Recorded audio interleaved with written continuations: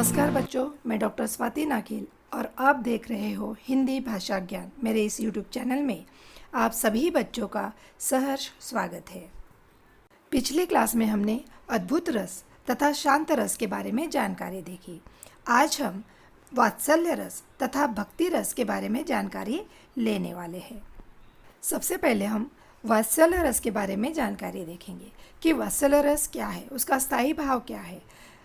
उसके उदाहरणों के माध्यम से हम वात्सल्य रस को किस प्रकार पहचान सकते हैं कि इन पंक्तियों में वात्सल्य रस ही है। इन सब बातों को हम आज इस क्लास में जान लेते हैं।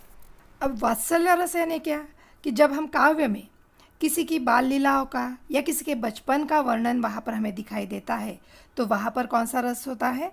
वात्सल्य रस होता है। सूरदास जी की जो पंक्तियाँ हैं या सूरदास जी के जो पद है उन पदों में श्री कृष्ण की बाल लीलाओं का वर्णन किया है। वह सारा वर्णन वात्सल्य रस के अंतर्गत ही आता है। अर्थात यहाँ पर वात्सल्य रस में माता का संतान के प्रति प्रेम हो सकता है, बड़ों का बच्चों के प्रति प्रेम हो सकता है, गुरुजन का शिष्य के प्रति प्रेम हो सकता है, बड़े भाई का छोटे भाई के प्रति प्रेम हो सकता है। यह सारी बातें जो है यह वात्सल्य रस के अंतर्गत आती है। अर्थात इस प्रकार के जो भाव है, यह भाव जब हमारे मन में उत्पन्न होते हैं तो वहाँ पर वात्सल्य रस होता है। सामान्य रूप से हम इसकी परिभाषा इस प्रकार कर सकते हैं कि जहाँ काव्य में किसी बच्चे को देखकर हमारे मन में जो ममता, ममत्व, प्रेम उत्पन्न होता है वह वात्सल्य रस होता है। अर्थात इसकी परिभाषा होगी कि जब काव्य में अपनों से छोटों के प्रति, अर्थात छोटे जो बालक बालिकाएं हैं उनके प्रति माता पिता अथवा सगे संबंधियों का जो प्रेम है या ममता का भाव है वह जो अभिव्यक्त होता है वही वात्सल्य रस होता है। वात्सल्य रस का स्थायी भाव क्या है? वत्सल है, ममता है, ममत्व भी हम कह सकते हैं, स्नेह भी कह सकते हैं। अर्थात ये सारे वात्सल्य रस के स्थायी भाव है। दिए गए उदाहरण में वात्सल्य रस ही है। इसकी पहचान हमें जिन तत्वों के आधार पर करनी है उन तत्वों के बारे में हम पहले यहाँ पर जान लेते हैं। जैसे कि हमने देखा वात्सल्य रस का स्थायी भाव जो है वह वत्सल है, ममता है, ममत्व है, स्नेह है। अर्थात यहाँ पर संतान विषयक रति यह वात्सल्य रस का स्थायी भाव है। अब यहाँ पर आश्रयालंबन क्या होगा? जिसके मन में ममता उत्पन्न हुई वह आश्रयालंबन है। फिर वह माता पिता भी हो सकते हैं, यानी जो उस बच्चे को देख रहे हैं वह कवि हो सकता है, श्रोता हो सकता है, पाठक हो सकता है, दर्शक हो सकता है। अर्थात जिनके मन में ममता उत्पन्न हुई वह क्या होगा? आश्रयालंबन होगा। यहाँ पर विषयालंबन क्या होगा? बालक होगा, क्योंकि बालक को देखकर ही हमारे मन में स्नेह का भाव उत्पन्न हुआ है। अर्थात बालक यहाँ पर विषयालंबन होगा, क्योंकि जिसे देखकर या सुनकर हमारे मन में ममता या ममत्व का भाव उत्पन्न होता है, तो यहाँ पर बालक होगा विषयालंबन। वात्सल्य रस में उद्दीपन क्या होगा कि वे परिस्थितियाँ, स्थितियाँ जिसे देखकर या सुनकर हमारे मन में ममता उत्पन्न हुई है। जैसे बालक की बाल क्रीड़ाएँ, जैसे घुटनों के बल चलना, तुतलाकर बोलना, उसकी जो बाल लीलाएँ है उसे देखकर ही हमारे मन में यह भाव उत्पन्न होता है। तो उद्दीपन यहाँ पर क्या होगा? वे स्थिति परिस्थितियाँ जिसे देखकर या सुनकर मन में ममता का भाव उत्पन्न होता है वह उद्दीपन का कार्य करता है। अब यहाँ पर अनुभव क्या होगा? अनुभव अर्थात आश्रय की चेष्टा है, यानी जिसके मन में भाव उत्पन्न हुआ उनकी चेष्टा है। अब चेष्टाएँ किस प्रकार की होगी? जैसे बच्चे की बाल क्रियाओं को देखकर हमारे मन में बच्चों को जो भाव उत्पन्न होता है उसके कारण हम क्या करते हैं? बच्चे को गोद में उठा लेते हैं, उसका दुलार करते हैं, उसके साथ उतला कर बोलते हैं। ये सारे जो है ये अनुभव के अंतर्गत आता है। यहाँ पर संचारी भाव क्या होगा? हर्ष, मोह, गर्व, उत्सुकता, चपलता, जिज्ञासा आदि संचारी भाव के अंतर्गत आता है। यहाँ पर हमने वात्सल्य रस के उदाहरणों को किन तत्वों के आधार पर पहचानना चाहिए उसके बारे में देखा। अब इन्हीं तत्वों को हम उदाहरण के माध्यम से समझने का प्रयास करते हैं। जैसे यहाँ पर उदाहरण दिया गया है आपको, जसोदा हरि पालने झुलावे, हलरावे दुलरावे, मल्हावे, जो ये सोई कछु गावे। यहाँ पर जो पद दिया गया है उस पद के भावार्थ को पहले हम समझ लेते हैं। यहाँ पर यशोदा मैया अपने पुत्र कान्हा को यहाँ पर लोरी सुनाकर सुलाने का प्रयास कर रही है। अर्थात यशोदा माँ जब लोरी गाती है तो कान्हा आंखें मूंद लेता है, और जैसे ही वह लोरी गाना बंद कर देती है तो वह अपनी आंखें खोल देता है। अर्थात यहाँ पर कान्हा का नटखटपन हमें दिखाई दे रहा है। अर्थात वह कभी उसे पालने में झुलाती है और कभी गोदी में लेकर उसका दुलार करती है, कभी कभी उनको कुछ गाना गाकर सुना रही है। अर्थात यह जो पद है, इस पद में माँ और बच्चे का प्रेम हमें दिखाई दे रहा है। तो यहाँ पर कौन सा रस हुआ? वात्सल्य रस हुआ। यहाँ पर श्री कृष्ण को देखकर यशोदा के मन में जो वात्सल्य उत्पन्न होता है, जो प्रेम उत्पन्न होता है, वही क्या है? वात्सल्य रस है। यहाँ पर स्थायी भाव होगा पुत्र के प्रति प्रेम, स्नेह। आलंबन यहाँ पर होगा श्री कृष्ण, आलंबन अर्थात विषय आलंबन, और आश्रय आलंबन यहाँ पर है माता यशोदा। उद्दीपन यहाँ पर होगा बालक श्री कृष्ण की चेष्टाएं या क्रीड़ाएं। अनुभव यहाँ पर क्या होगा? बालक को पालने में झुलाना, लोरी गाना, अभिलाषा करना, यह सारा अनुभव के अंतर्गत आएगा। संचारी भाव यहाँ पर होगा हर्ष। यहाँ पर यह जो उदाहरण है, यह उदाहरण वात्सल्य रस का है। वात्सल्य रस का और एक उदाहरण हम यहाँ पर देखते हैं। ठुमक ठुमक चलत रामचंद्र, बाजत पैंजनिया, किलकी किलकी उठत धाय, गिरत भूमि लटपटाय, धाय मात गोद लेत दशरथ की रानिया। धाय अर्थात दौड़ना। तुलसीदास जी का यह पद है जिसमें प्रभु श्री रामचंद्र जी की बाल्यावस्था का वर्णन किया है। यहाँ पर तुलसीदास जी कहते हैं कि रामलला अर्थात भगवान श्री राम ठुमक ठुमक कर जब चलते हैं तो उनके पैरों में बंधी हुई जो छोटी छोटी पैंजनियाँ हैं, अर्थात छोटी छोटी जो पायल है, उनके चलने से बार बार बज रही है। वह किलकारी मारकर जब दौड़ते हैं तो कभी कभी गिर जाते हैं और फिर भूमि पर से लटपटा कर उठने की कोशिश करते हैं। धाय मात गोद लेत दशरथ की रानियाँ। तब दशरथ जी की रानियाँ अर्थात प्रभु रामचंद्र जी की माताएं उन्हें दौड़कर गोद में ले लेती है, और गोद में लेकर वे बालक राम के अंग पर लगी हुई रज अर्थात क्या?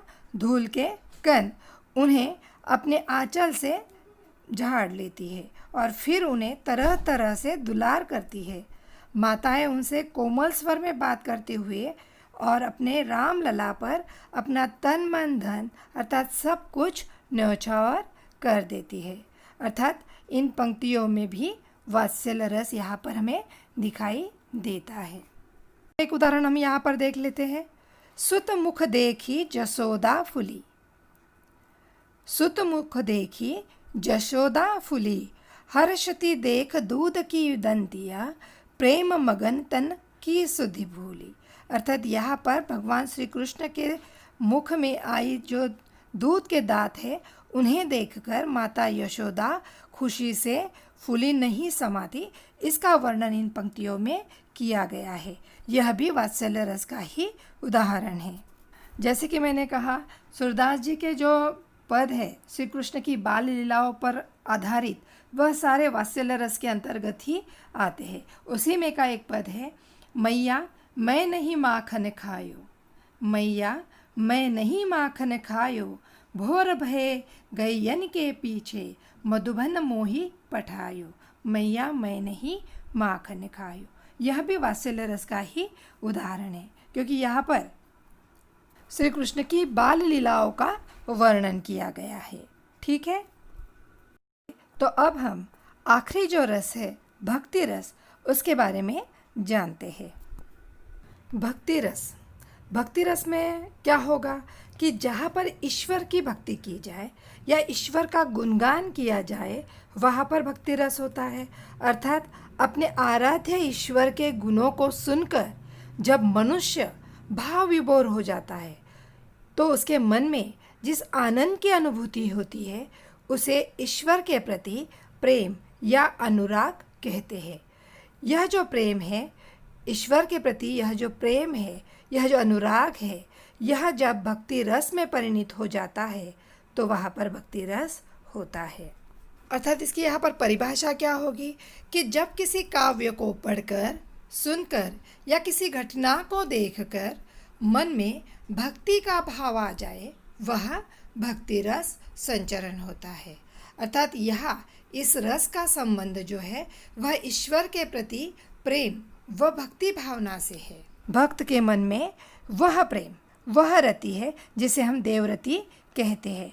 तो यहाँ पर भक्ति रस का जो स्थायी भाव है वह है देवरति, या हम अनुराग भी कह सकते हैं, या हम उसे रति भी कह सकते हैं, प्रेम भी कह सकते हैं। अब आपके मन में यह विचार आएगा कि श्रृंगार रस में भी हमने रति स्थायी भाव देखा और भक्ति रस में भी हमने रति स्थायी भाव देखा, लेकिन श्रृंगार रस में जो रति स्थायी भाव है और भक्ति रस का जो स्थायी भाव है इन दोनों में अंतर है। अब वह अंतर क्या है कि श्रृंगार रस में जो रति स्थायी भाव था वह जो भाव है वह प्रेमी और प्रेमिका के बीच या नायक या नायिका के बीच का प्रेम होता है, लेकिन यहाँ भक्ति रस में जो रति स्थायी भाव है वह ईश्वर के प्रति भक्त का प्रेम है। यह भाव भक्ति रस में होता है। अर्थात भक्ति रस में जो स्थायी भाव है वह देवरति है और श्रृंगार रस का जो स्थायी भाव था वह रति था। देवरति यानी क्या कि भक्त का ईश्वर के प्रति प्रेम, उसे ही हम क्या कहते हैं, देवरति कहते हैं। इस प्रकार भक्ति रस का जो स्थायी भाव है वह देवरति है। भक्ति रस के उदाहरणों को हमें रस के जिन तत्वों के आधार पर पहचानना होता है हम पहले उसके बारे में जानकारी लेते हैं। जैसे कि हमने देखा भक्ति रस का स्थायी भाव ईश्वर विषयक रति है, प्रेम है, जिसे हम देवरति भी कहते हैं। यहाँ पर आश्रय क्या होगा, श्रोता, कवि, पाठक, दर्शक या भक्त, अर्थात जिसके मन में भक्ति का भाव जगा है वह आश्रय होता है। आलंबन क्या होगा, विषयालंबन, यहाँ पर जिसके प्रति, अर्थात यहाँ पर किसके प्रति भक्ति का भाव हमारे मन में निर्माण होता है, ईश्वर के प्रति। अर्थात ईश्वर हो सकता है, वहाँ पर देवता हो सकते हैं, गुरुजन भी हो सकते हैं, इष्ट अर्थात जिस देवता को हम मानते हैं वह जो हमारे इष्ट देवता होते हैं उनके प्रति भी हमारी भक्ति हो सकती है। यह जो है यह विषय के अंतर्गत आएगा। यहाँ पर उद्दीपन क्या होगा, वे स्थिति परिस्थितियाँ जिनके कारण ईश्वरी की भक्ति हमारे मन में उत्पन्न हुई है।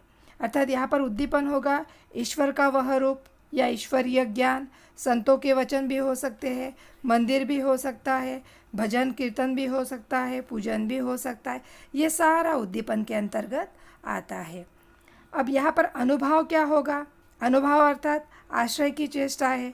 अर्थात भक्त की जो चेष्टा है वह क्या होगी, वह ध्यान लगाएगा, आंखें बंद कर लेगा, भक्ति में भजन गाएगा, माला जपेगा, इस प्रकार की उसकी चेष्टाएं वहाँ पर होती है। तो यह चेष्टाएं अनुभाव के अंतर्गत आती है।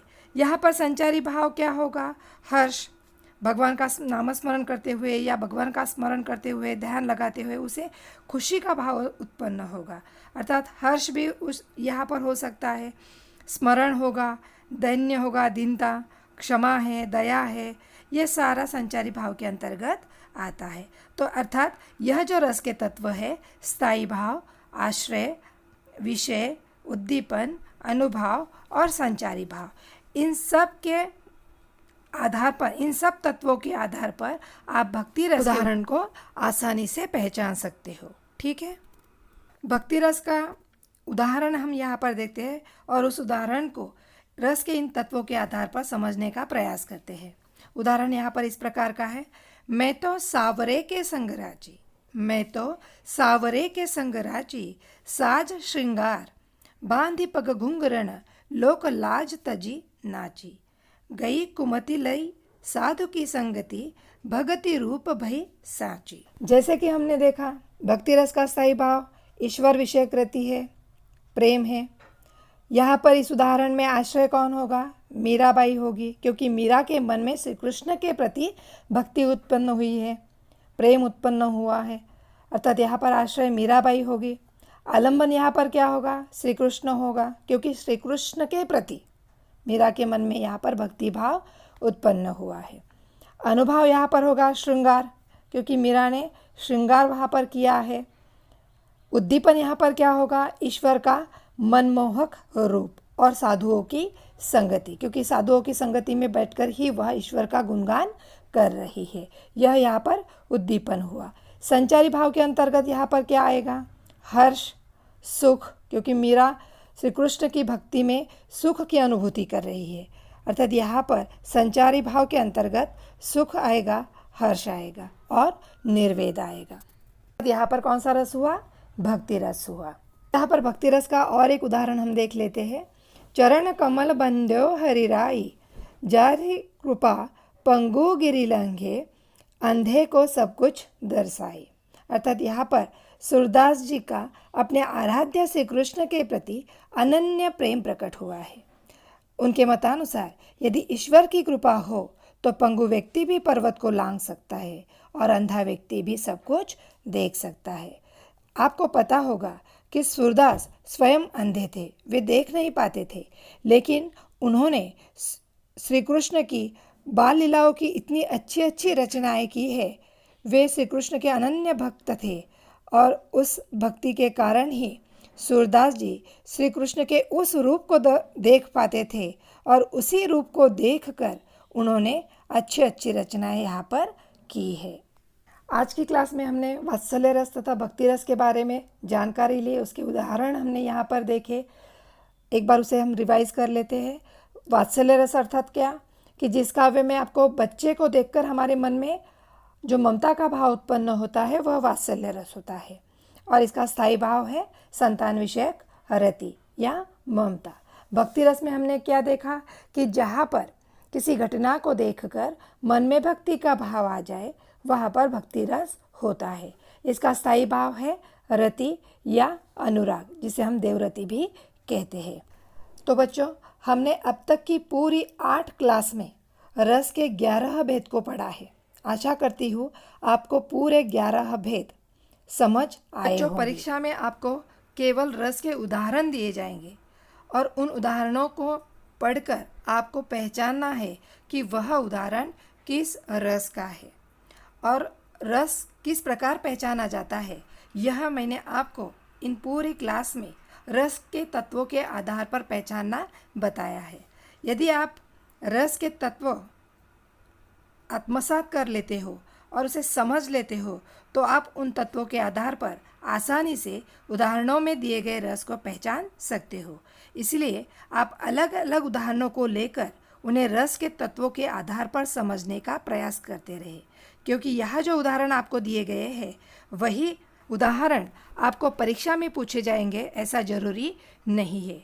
इसलिए जब आप पाठ्यपुस्तक की तैयारी करते हो तो पाठ्यपुस्तक में जो कविताएं आपको दी गई है उनकी पंक्तियों को पढ़ते समय अलंकार तथा रस को पहचानने का प्रयास अवश्य करें, ताकि आपके यह दोनों टॉपिक रस और अलंकार जो परीक्षा की दृष्टि से अत्यंत महत्वपूर्ण है वह अच्छे से तैयार हो जाएंगे। ठीक है, क्योंकि इनको 2 अंक आपको परीक्षा में दिए जाते हैं। आशा करती हूँ आप अवश्य रस के उदाहरणों को पहचानने की तैयारी करेंगे। बच्चों, अगली क्लास में हम एक नए टॉपिक के साथ मिलते हैं। यदि आपको यह वीडियो अच्छा लगे तो ज़रूर इसे लाइक करें और अपने दोस्तों से शेयर करें। और हाँ, मेरे इस चैनल को सब्सक्राइब करना न भूलें, ताकि मेरे आने वाले वीडियो का नोटिफिकेशन आपको मिल सके। धन्यवाद।